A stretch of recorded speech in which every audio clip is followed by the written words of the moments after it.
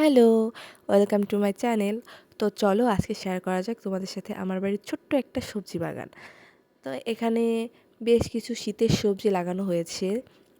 দেখতে পাচ্ছ এখানে আছে ধনে গাছ, এই পাশটাতে আছে সর্ষে গাছ, এখানটাতে আছে লাল শাক, আর এই যে দেখতে পাচ্ছ এটা পালং শাক।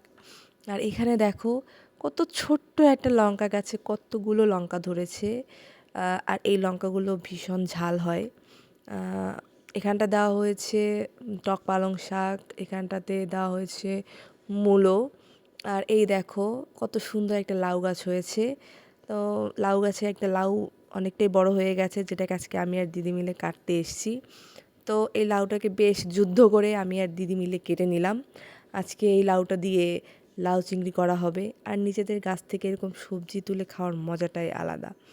তো দেখো লাউ গাছে কতগুলো জালি এসছে, আর এই জালিটা তো বেশ অনেকটা বড় হয়ে গেছে।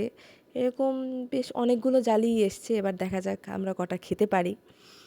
তো এই দেখে নিলে আমাদের ছোট্ট একটা সবজি বাগান।